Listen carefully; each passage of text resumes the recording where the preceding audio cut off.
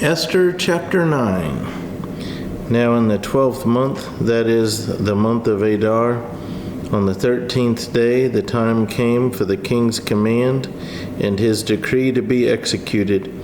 On the day that the enemies of the Jews had hoped to overpower them, the opposite occurred, and that the Jews themselves overpowered those who hated them. The Jews gathered together in their cities throughout all the provinces of King Ahasuerus to lay hands on those who sought their harm, and no one could withstand them, because fear of them fell upon all people.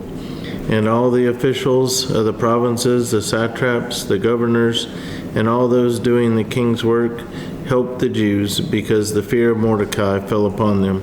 For Mordecai was great in the king's palace, and his fame spread throughout all the provinces. For this man Mordecai became increasingly prominent. Thus the Jews defeated all their enemies with the stroke of the sword, with slaughter and destruction, and did what they pleased with those who hated them. And in Shushan the citadel the Jews killed and destroyed 500 men. In Parshandatha, Dolphin, Ospatha, Poratha, Adala, Aridatha, Parmashta, Arasai, Aridai, and Vejezatha, the 10 sons of Haman, the son of Hammedatha, the enemy of the Jews, they killed, but they did not lay a hand on the plunder. On that day, the number of those who were killed in Shushan the citadel was brought to the king. And the king said to Queen Esther, "The Jews have killed and destroyed 500 men in Shushan the citadel, and the 10 sons of Haman. What have they done in the rest of the king's provinces? Now what is your petition? It shall be granted to you. Or what is your further request? It shall be done." Then Esther said, "If it pleases the king, let it be granted to the Jews who are in Shushan to do again tomorrow according to today's decree, and let Haman's 10 sons be hanged on the gallows." So the king commanded this to be done. The decree was issued in Shushan, and they hanged Haman's 10 sons.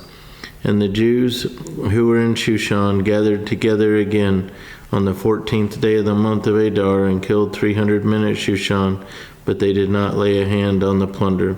The remainder of the Jews in the king's provinces gathered together and protected their lives, had rest from their enemies, and killed 75,000 of their enemies, but they did not lay a hand on the plunder. This was on the 13th day of the month of Adar, and on the 14th of the month they rested and made it a day of feasting and gladness. But the Jews who were at Shushan assembled together on the 13th day as well as on the 14th, and on the 15th of the month they rested and made it a day of feasting and gladness.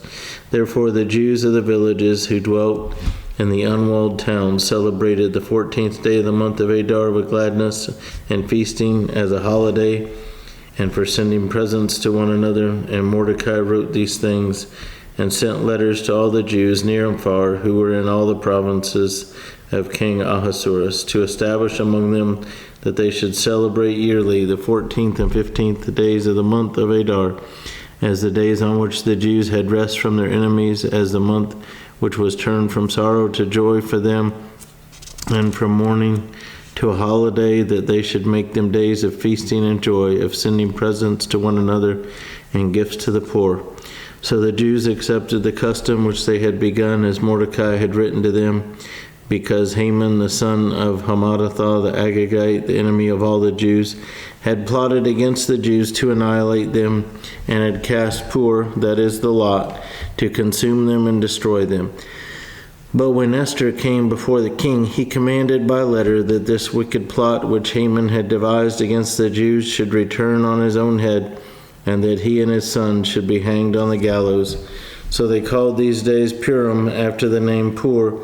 Therefore, because of all the words of this letter, what they had seen concerning this matter, and what had happened to them, the Jews established and imposed it upon themselves and their descendants, and all who would join them, that without fail they should celebrate these 2 days every year, according to the written instructions and according to the prescribed time, that these days should be remembered and kept throughout every generation, every family, every province and every city, that these days of Purim should not fail to be observed among the Jews, and that the memory of them should not perish among their descendants. Then Queen Esther, the daughter of Abihail, with Mordecai the Jew, wrote with full authority to confirm the second letter about Purim. And Mordecai sent letters to all the Jews, to the 127 provinces of the kingdom of Ahasuerus, with words of peace and truth, to confirm these days of Purim at their appointed time, as Mordecai the Jew and Queen Esther had prescribed for them, and as they had decreed for themselves and their descendants concerning matters of their fasting and lamenting. So the decree of Esther confirmed these matters of Purim, and it was written in the book.